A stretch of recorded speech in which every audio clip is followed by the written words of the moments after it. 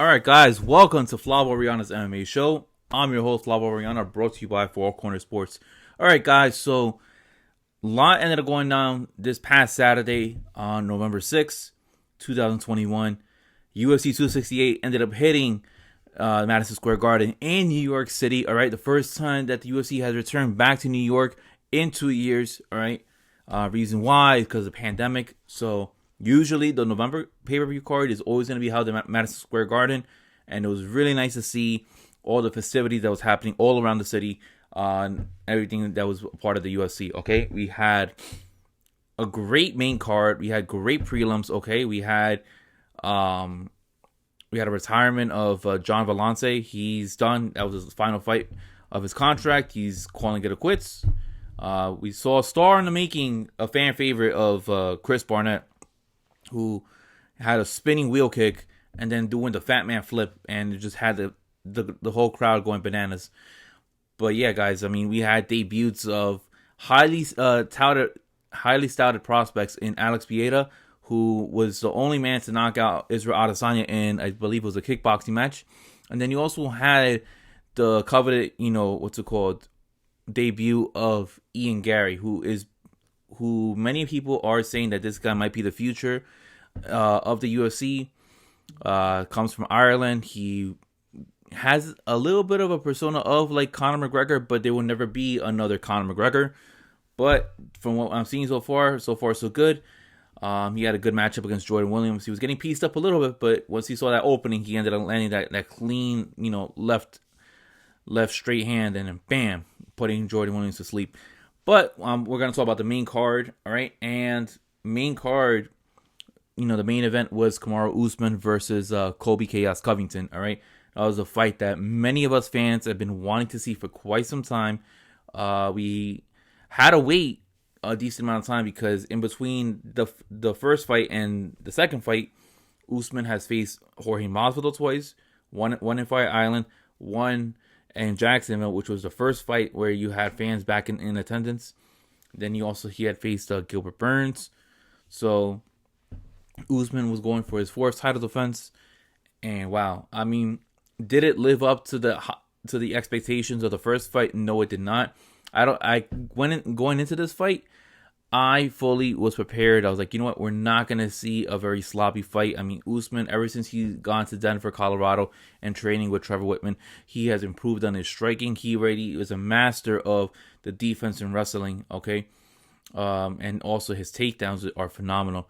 But I knew that we were not going to see that type of a fight, and, we didn't, Round one, it was a close fight, but I gave it to Usman because Usman was just dominating. Well, not dominating, but he was cutting off the octagon. He was landing more of the cleaner punches. Yes, Colby Covington was having a hard time trying to figure out how he was going to distribute volume and how he was going to go with his own game plan and pressure. But Usman didn't allow him to. Round two, there was a good chance that the fight could have been over right then and there. Usman knocks down Covington in round two and was going for the finish. And Covington, similar situation what happened in the first fight. Covington was on the floor, having his stomach hitting the floor, and him holding onto the back of the legs of Usman, trying to avoid punches. And Usman was just attacking, hitting the body, hitting the head. I think a couple of times he has at one point hit the back of the head, but it was nothing like ill-advised. He was trying to really hit the side of Covington's face.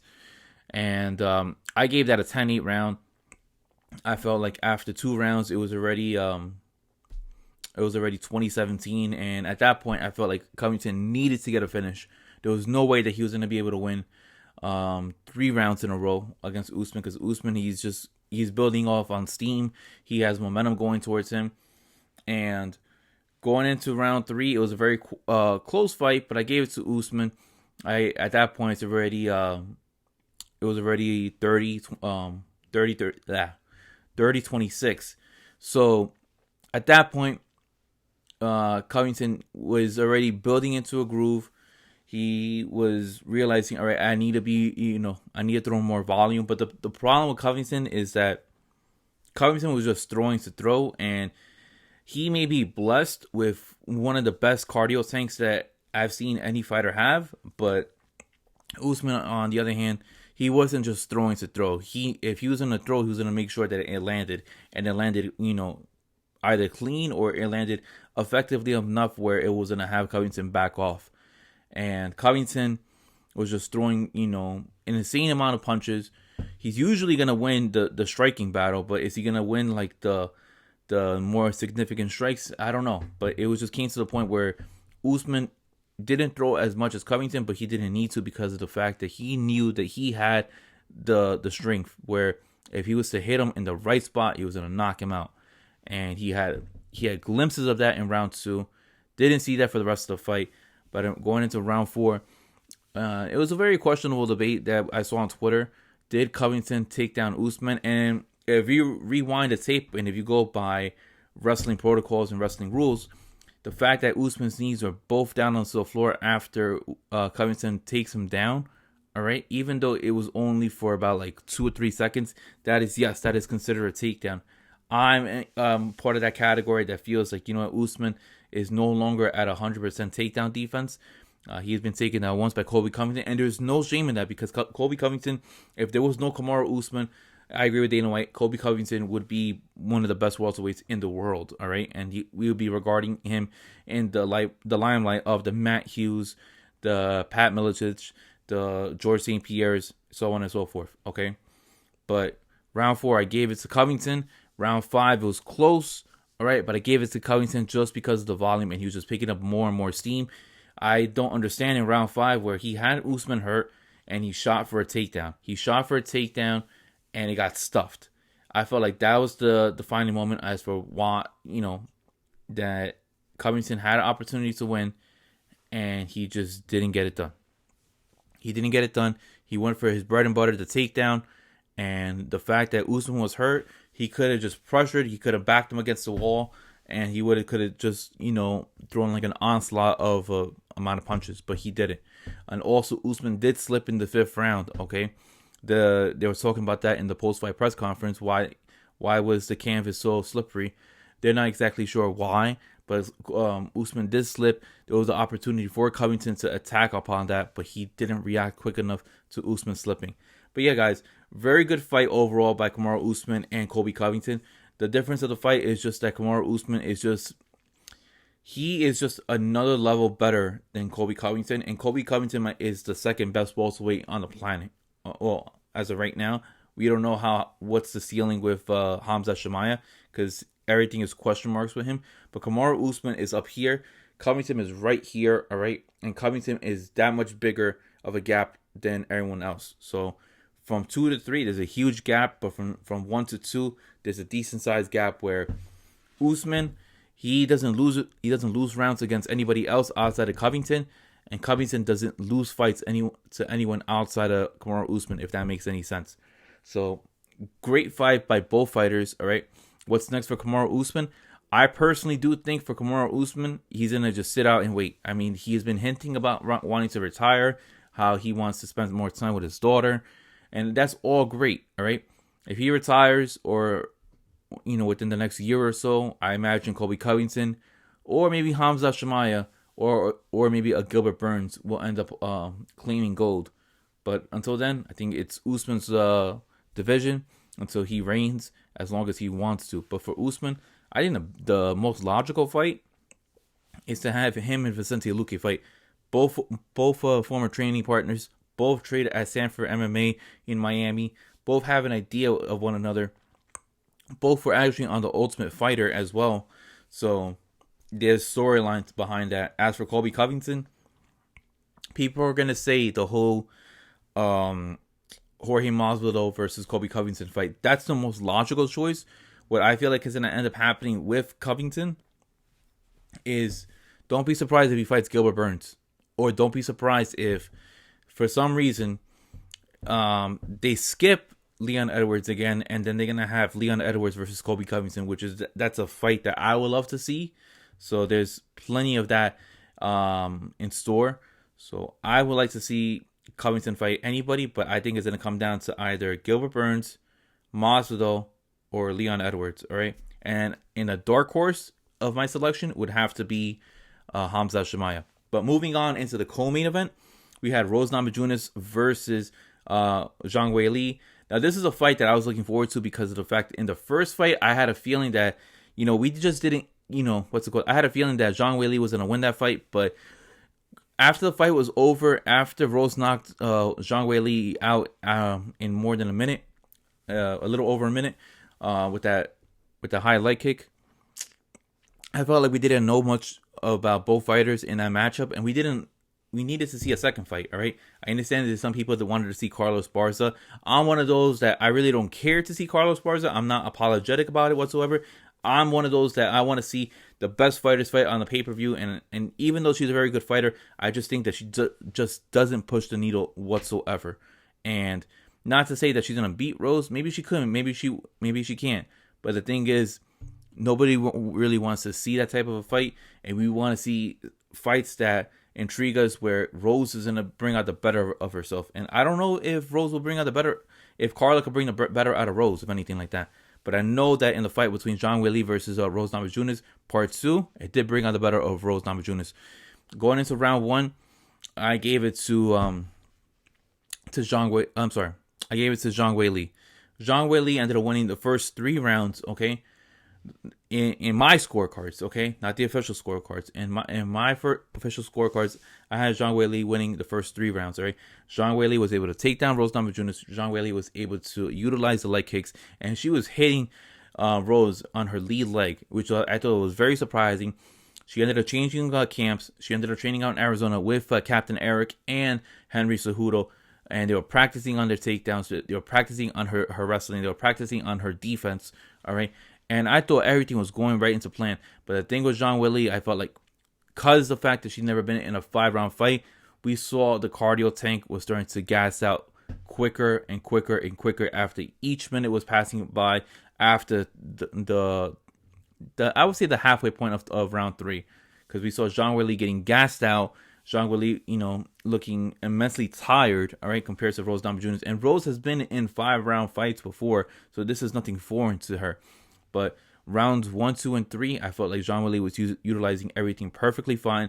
She was making Rose come to her, all right, to taking away the one thing that Rose has on Zhang Wheili Lee is her arm length.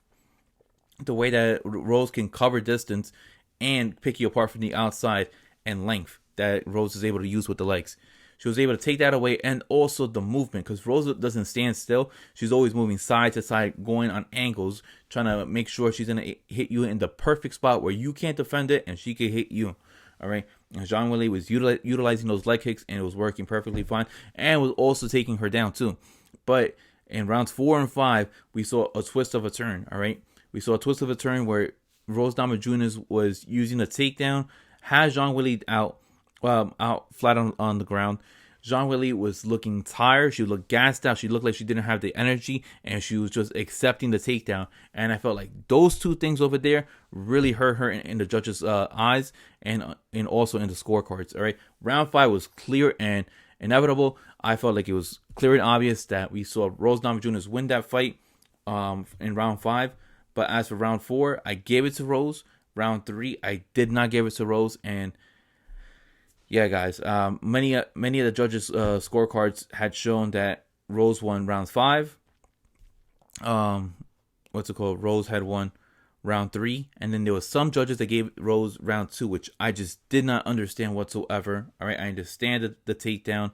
I understand the fact that Rose was just landing better shots, but I just didn't understand the fact that how you give Rose 3 rounds as opposed to Zhang Wheili Lee. And there was one judge that gave it 49-46, which I just didn't understand whatsoever. All right, that was really terrible. I really want to know what that judge was watching to begin with. A 49-46, where you think where you think that Rose ended up winning 4 rounds to 1.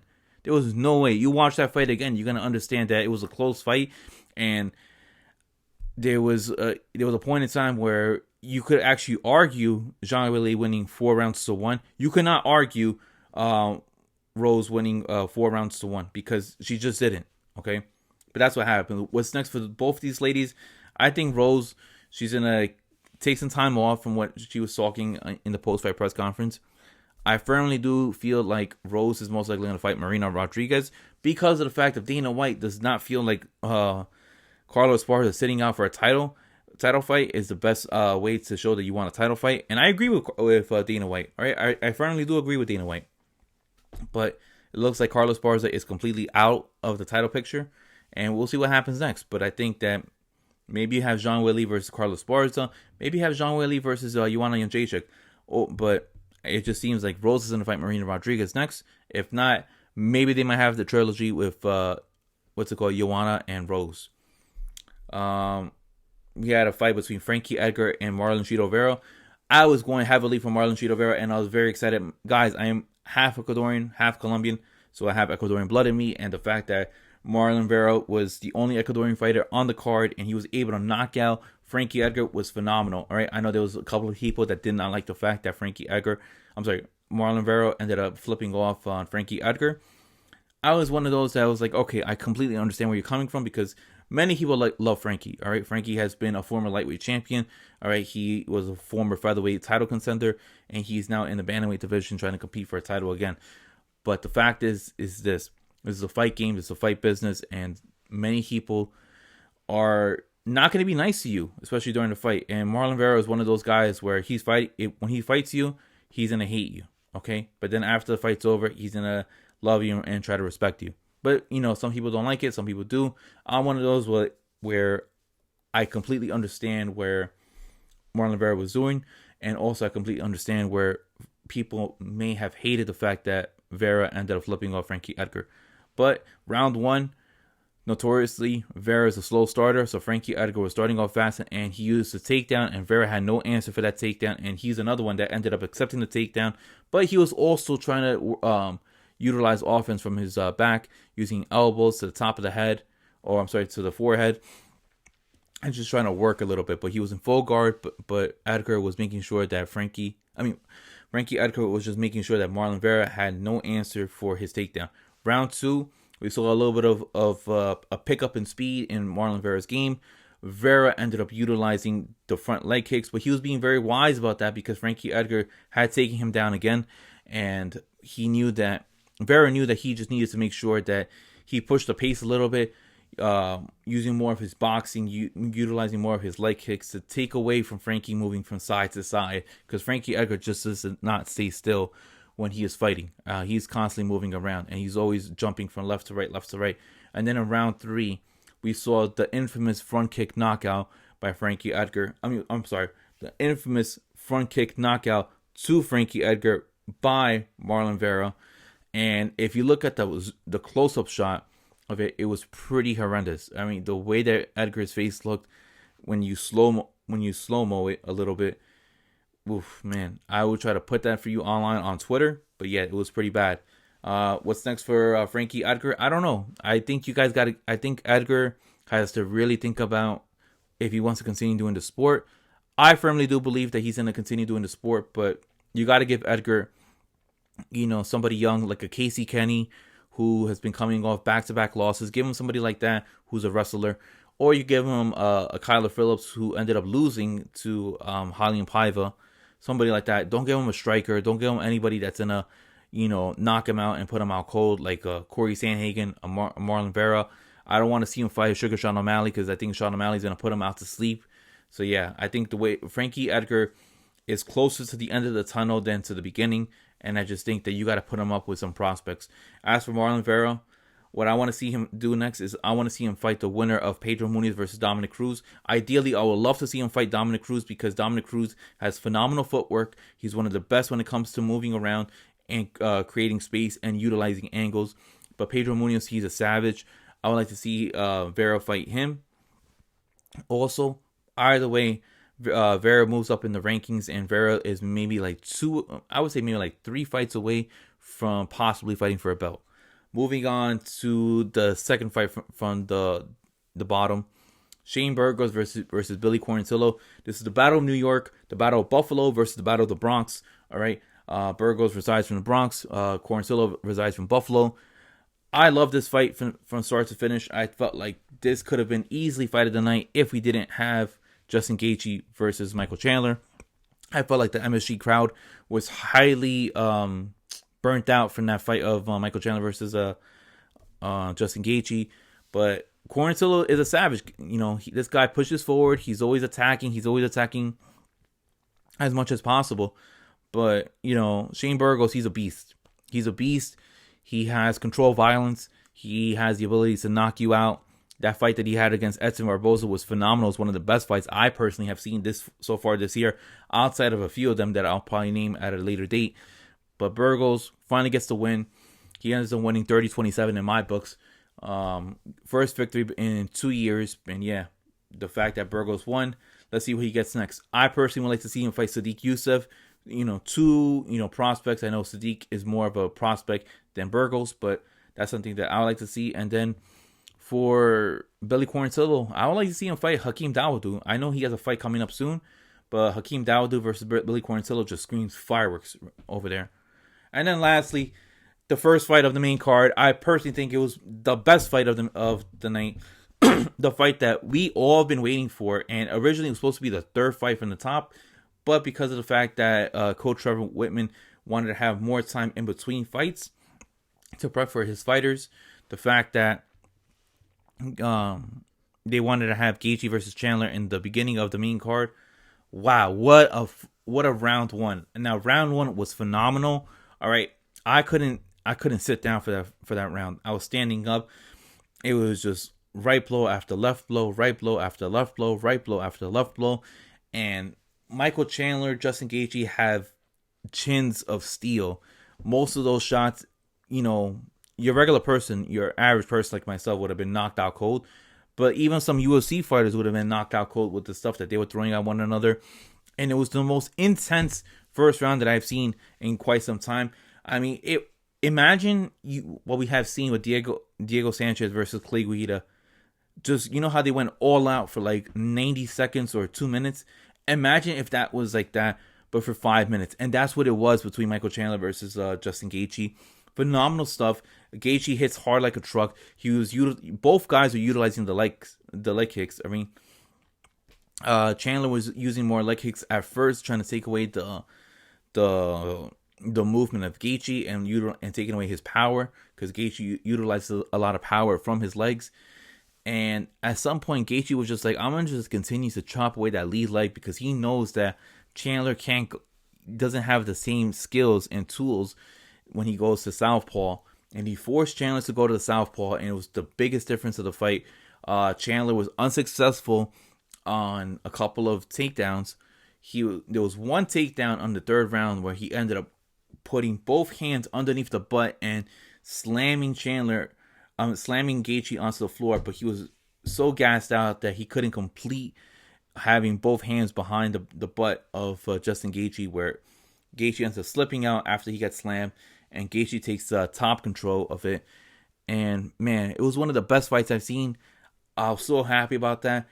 I think, even though Michael Chandler has started his UFC career 1-2, all right, this guy is the real deal. He's the real deal. Knocking out Dan Hooker, putting a phenomenal fight against Charles Oliveira in a 2-round war, and then putting a 3-round war with Justin Gaethje. Justin Gaethje wins, but both guys in my books have won because they entertained us immensely.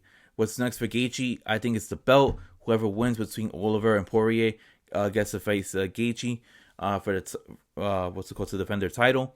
I personally want to see Dustin Poirier defeat Charles Oliveira in next month's title fight to see who wins between Poirier versus Gaethje. But if it's Oliveira that defeats Poirier, I can't complain. Seeing a Justin Gaethje fight is just fireworks, let alone itself. What's next for Michael Chandler? Well, there's options, all right? I personally had said to MMA Fighting's AK Lee that I want to see Chandler versus Conor McGregor. That screams fireworks, let alone itself. I think that first round's going to be chaotic because you know how Conor is in round one. He's going to give it his all. And same thing as Chandler. Chandler, for those first 4 minutes, he is maybe one of the best fighters in the world. And after those 4 minutes are over, he turns into an A- type of a fighter, right? Which is still good enough to take out most fighters. But yeah, guys, what a phenomenal card. From start to finish, I give it an A+, okay? Personally, I wish I was there in attendance, but I just didn't have the funds to drop $3,000 to $5,000 down to attend the fight at Madison Square Garden. All right, guys. Until then, I am Flav Oriana. All right, and thank you for tuning into Flav Oriana's MMA show. Please tune in later throughout the week as I have more videos out for you. And please hit the like and subscribe button, guys. And I'll see you guys next time. Peace, guys, and have a good one.